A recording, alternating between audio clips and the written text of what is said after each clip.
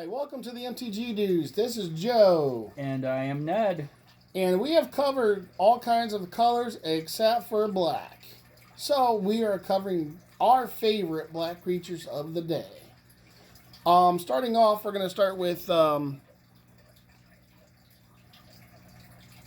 honorable mentions. Sorry, I got distracted for a second. And we're going to start with Butcher of Malachor. Now, the nice thing I like about him, he's expensive. He is an honorable mention, which is why he's expensive. But he's 5 and 2 black. He's a vampire warrior, so he's good in tribal.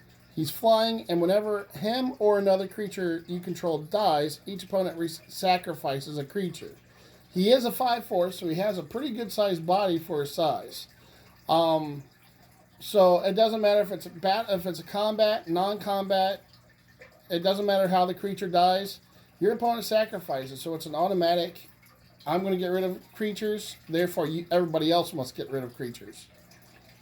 Yeah, he's a really good add if you have a sacrifice outlet, be it the Ashnod's altar or sacrificing for any other reasons. If you're going to go ahead and sacrifice your creatures anyway, you might as well get the extra benefit of forcing the opponent to sacrifice.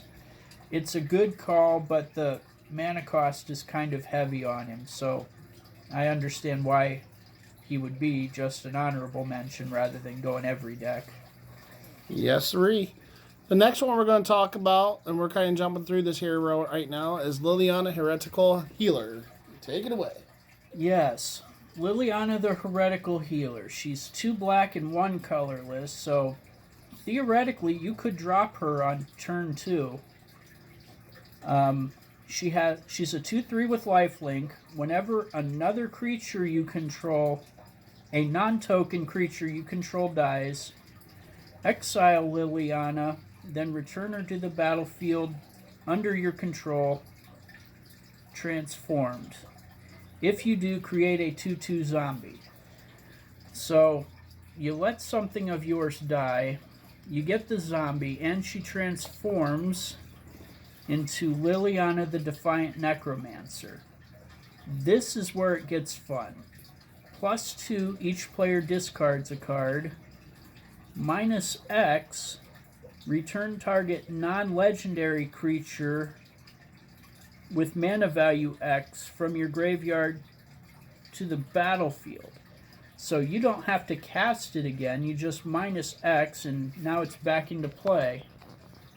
Now the money shot is the -8. You get an emblem with whenever a creature dies. Your creatures or the opponent creatures, return it to the battlefield under your control at the beginning of the next end step. Tremendous play, and for 3 mana, it's a good add for a lot of decks. It's really beautiful because it gives you lifelink, and just the planeswalker part of it is just fantastic. So why did you make it an honorable mention, just out of curiosity? Well, I made it an honorable mention because it's difficult to pull that trigger on the -8. The +2 is fun, forcing the discard, and the -X is useful, but I almost never get the -8. So she's a decoy if nothing else, but yeah, those first 2 abilities are worth having in most every deck. For sure. Discarding can always put creatures in graveyard very easily. So let's move on. I'm gonna go with the simplest of all my top 5s, but Vampire Nighthawk. It's a simple 2/3 with 1 and 2 black. It is a vampire shaman. He's flying, death touch, and lifelink. So if he touches you, you're dead. If he hits you, he gains life. And he's flying, so he has a little bit of evasion on top of that.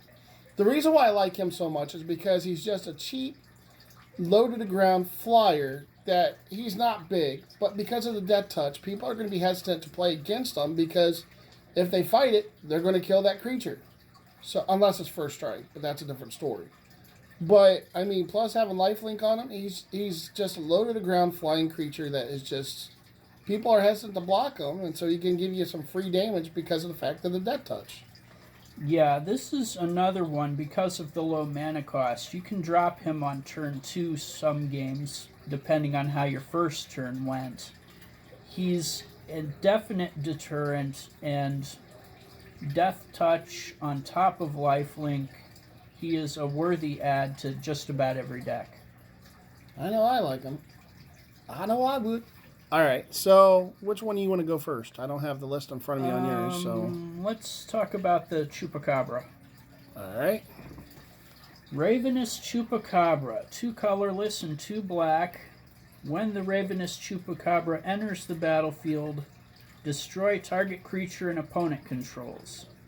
He's only a 2/2, but that activation is really nice. And if you have a way to blink him off the field, you can pull that trigger multiple times over the course of a game. So, again, it's not necessarily just a one-shot deal. He can do his thing a number of times if you have ways to blink him back onto the field, be it Thassa, Deep Dwelling, or Conjurer's Closet, or just a spell to blink him out and come back in. The nice thing about players, creatures like this, is there's a lot of them that's in black, where every time it comes on the battlefield, they make you sacrifice. Plague Crafter is another one I'm thinking of. But yeah, they're not expensive. They're not big creatures. But in black, it's very easy to have graveyard recursion, where you just constantly bring it back from the graveyard, or you're bouncing them. And yeah, it's just to be able to. It's a 2-for-1 because you play a card and you also make an opponent get rid of a creature. It's a good play. It's a card advantage. It's creature advantage, and it's just an advantageous card. Now, the next card we're going to talk about. Let's go ahead and jump to. I'll get to that one in a minute. I want to kind of keep that one close to last. But let's go with Blood Artist. This is another one where they have a lot of different cards that do a similar effect. I have it in my Vampire deck where I have several of those, and they just drain life. Now, Blood Artist is a white, or a colorless and a black, and he's a vampire, and whenever he or another creature dies, target player loses life and you gain a life. He's a 0/1, so he's not big. Now, keep in mind that black is all the colors have really ways to create different creatures. And the thing about black creatures is they tend to be very small and very low to the ground, so they're easy to chomp block with, they're easy to get rid of, and it's very easy to build a deck army and then turn around and sacrifice or let them die in battle and just have these kind of creatures on the battlefield where they're constantly giving you extra triggers.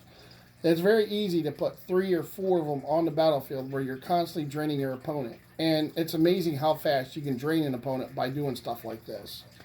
Yeah, this guy partners really well with the Indulgent Aristocrat. I don't think he's on the list, but what the Aristocrat does, you pay 2 colorless, sacrifice a creature, and you put a +1/+1 on every creature you control.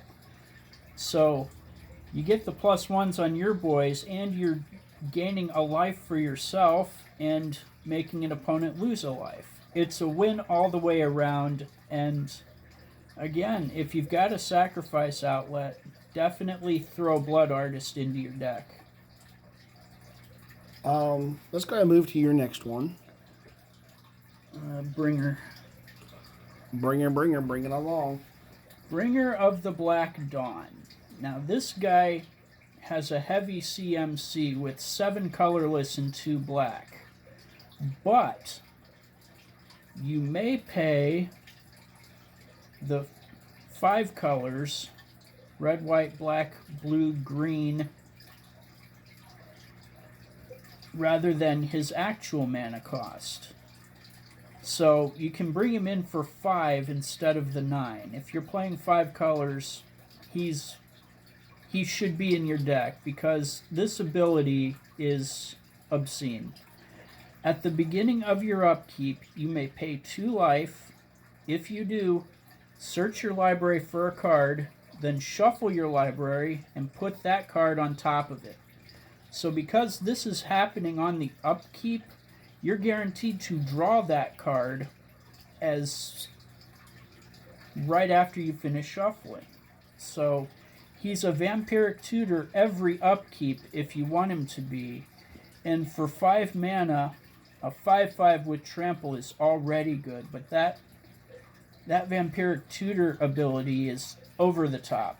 Absolutely love this guy, and if you play Bringer of the Blue Dawn, where you're drawing 2 cards every upkeep, okay, now you're setting up your deck and drawing what you need, on top of drawing the card you would draw normally for your draw step. So he's really good. I like him in a lot of my decks, but you have to be playing all 5 colors because of his secondary casting cost.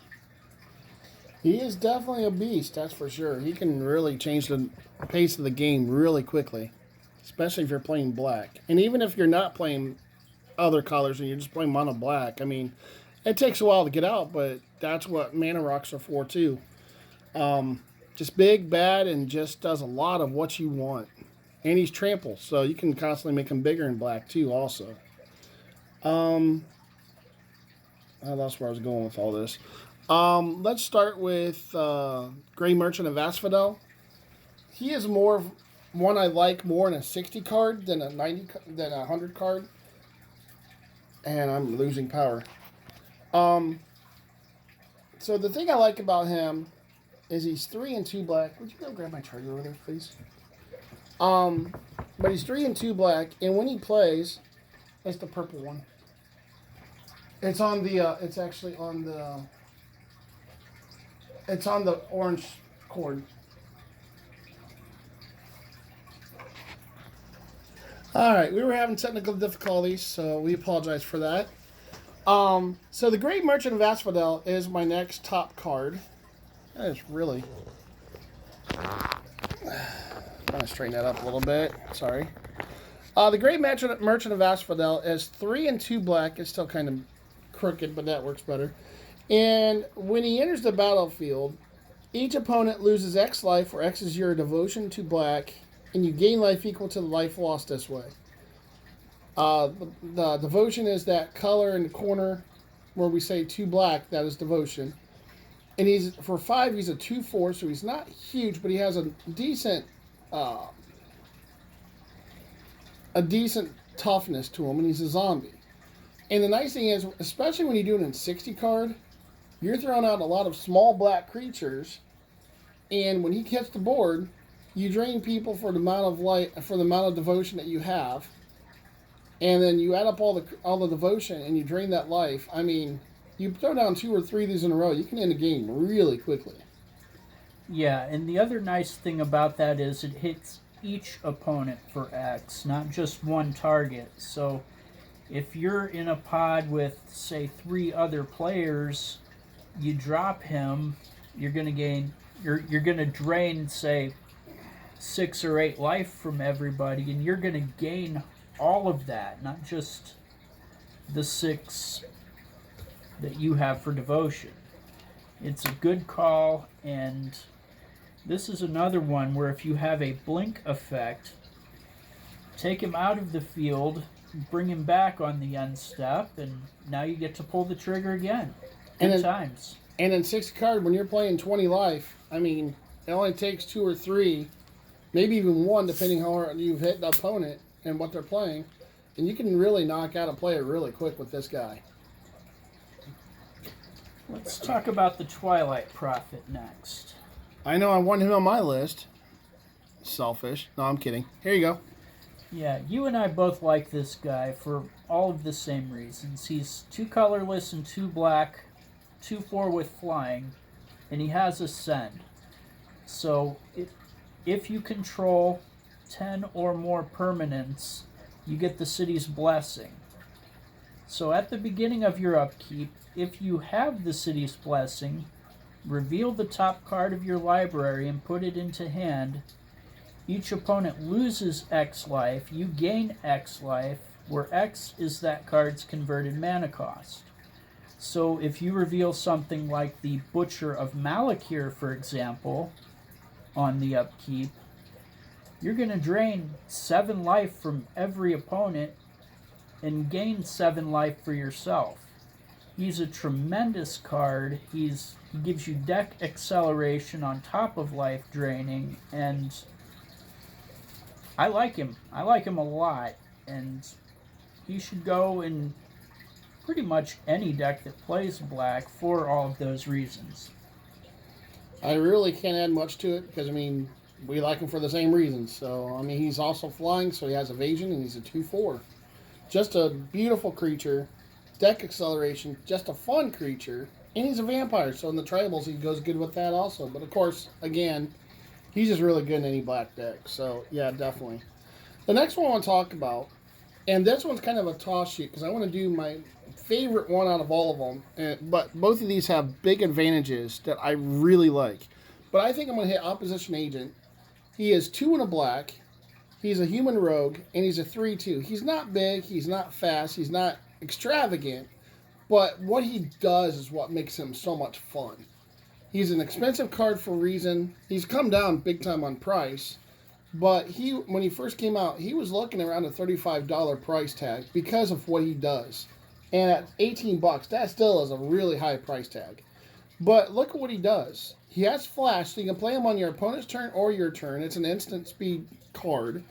And you control your opponents while they're searching their library. So if somebody goes looking for a land, you throw this bad boy out. All of a sudden, look at what the rest of his text says. While an opponent is searching their library, they exile each card they find. You may play those cards for as long as they remain exiled, and you may spend mana as though or mana of any color to cast them. So basically, they can search their libraries. You're the one that reaps the benefits from it. A beautiful play, and it really, really causes a headache for your opponent because if you're doing it at flash speed, especially early in the game, there's not really much ways you can really counter this bad boy, and you're getting their searches. Yeah, if your opponent is tutoring for anything at all, you get to decide what they're going to pull out of the deck, and when opportunity presents itself, you're going to cast it on your side of the board. It's an ugly play, and your opponents may actually decide not to search for that reason. So you're slowing them down, or you're getting the benefit of playing their cards for them. Either way, it's a win, and for a 3 CMC, why would you not? This guy almost feels like you're cheating in the game, but that's pretty much what Magic does. You pretty much do cheat in your own way without cheating. It's fair, but it's not fair. So let's go to your next one. Crypt Ghast. Yeah. We have a very similar list on quite a few of these, so I had to come up with a bunch of extras, and when we do the non-creatures, it'll be his turn to make up for the ones I picked. So, turnabout's fair play. So the Crypt Ghast is 3 colorless and 1 black. He has an extort, which is fun, and he's a 2/2 spirit. So for an extort, whenever you cast a spell, you may pay black or white. If you do, each opponent loses 1 life, and you gain that much life. So again, in a pod where you have 3 opponents, cast something, pay that 1 extra, you're draining 1 life from each of them and gaining 3 for yourself. But the real money shot is this second ability. Whenever you tap a swamp for mana, add a black to your mana pool in addition to the mana the land produced. So if you have the Urborg Tomb of Yawgmoth that makes every land a swamp, when you tap a land for any color, you're also going to get a black out of it because of the Crypt Ghast's secondary ability.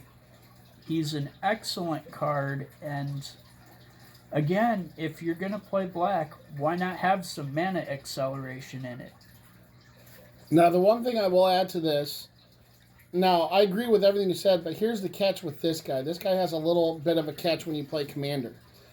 If he has a white and a black symbol, devotion symbol, in his text. So if you're playing any colors but white. So basically, if you're not playing white in your deck and you're playing commander or EDH, whichever way you want to call it, he cannot be in your deck because he has a white in his devotion.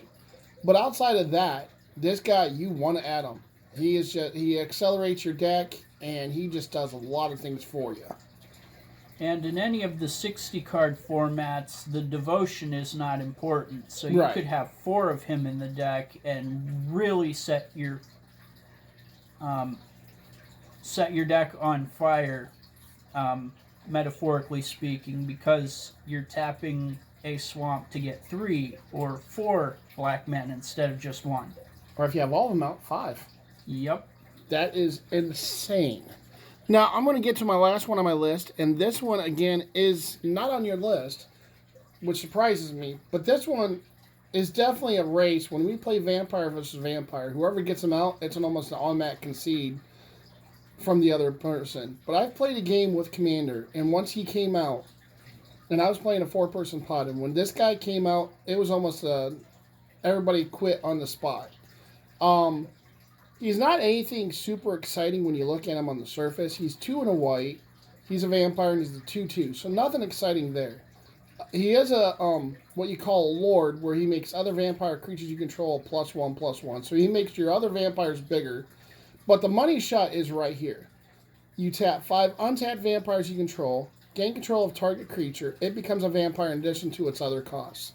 Now that's where the money shot really does it, because you're playing 3 opponents. You're early in the game, and obviously you can't play them to at least the 3rd or 4th turn because you want to have 5 vampires out. Sorry, I couldn't get that out. But you want 5 vampires out when you play him. So you're already at 7 vampires. I mean, I'm also looking at, or 8 vampires, because I'm looking at having Edgar Markov. And I don't think there's anybody else that really be worthwhile mentioning as a commander for vampires. But Edgar Markov, every time you play a vampire, he gives you a creature token that is a vampire also. Now, so if you play 3 creatures before you play this guy, you also have 3 tokens with him, which gives you 6. You play this guy, that'll give you 8. Now, you tap 5 of them on your opponent's turn. Let's say they're going to attack you. You tap 5 of them, and you take that creature away from him that he's attacking with. All of a sudden, that attack becomes your advantage. It's a card advantage.